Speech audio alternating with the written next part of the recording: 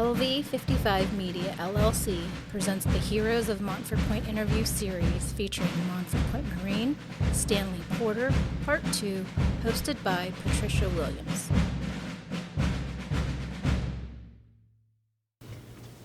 So, Mr. Porter, how do you feel about how long it took to receive the recognition that you deserve and should receive yours? Oh, I'm overwhelmed, really, but I think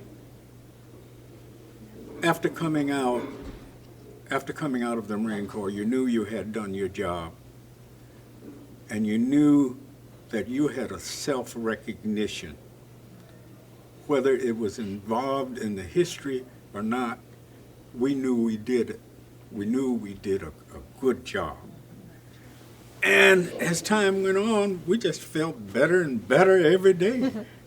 As long as we could meet up with one another and we would talk about the little experiences, the little episodes, whether they were good or bad, but we laughed at all of them.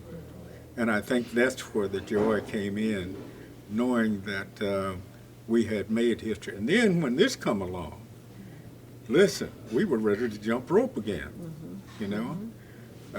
just thrilled to know that we had the leadership as far as the Commandant and those who were about that, to go and make sure that the history of the Montfort Point Marine Corps was recognized. And little by little, as the word got out, oh boy, I've been dancing ever since. That's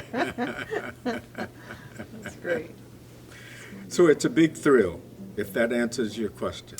Yes, it does. I don't know how else I could say. It's just a thrilling experience to know, in the leading years of your life, and all of this comes about. And then we have a chance to talk to you and other people. We are able to tell the world about it. And we're able to let younger people know about it, because there's so many people who didn't know about the Montfort Point Marines. Exactly. So tell me about one of the most memorable events or people from that time. Oh, there's one person in particular. His name was Leon Spears. Very distinguished young man, and he was a little bit older than most of us. But he was a poet. He could sing, and actually he would read poems and that kind of thing. Most of the people were kind of afraid of him because he's kind of peculiar, The officers was even afraid of him.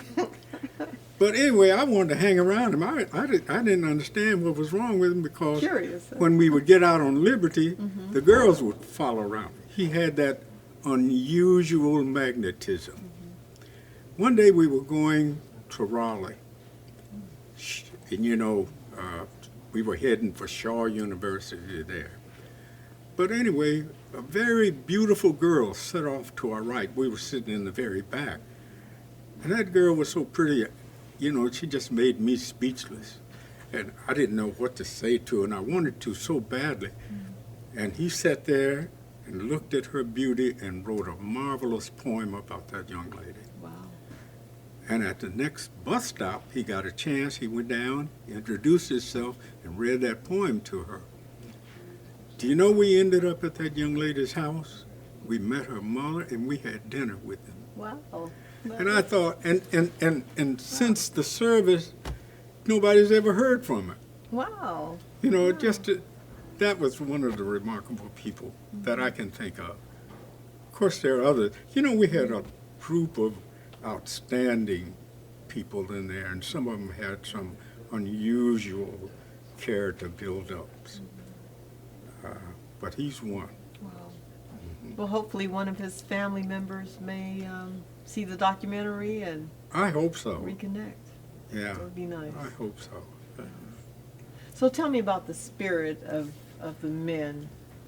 Well, as I think about it, with all of the names that I mentioned earlier, Philip Randolph, Madame Bethune, Mrs. Roosevelt, and I could go on and on. But I thought about the confidence that we went into the Marine Corps. I think it was like putting a blanket of armor from all of the philosophical work that had come into all of us. And I think we went to Montfort Point with that blanket of armor as though we were going through the valley of the shadow of death, but yet we feared no evil. I can remember that. I think that's the bulk of our spirit. We were not afraid. Nice. Very nice. Well, thank you so very much. We, again, are just really honored to have you here, and thank you so much for the interview. I'm thanking you 1,000 times for giving me the privilege of doing it. You're very, very welcome. Thank you so much. The privilege was all ours.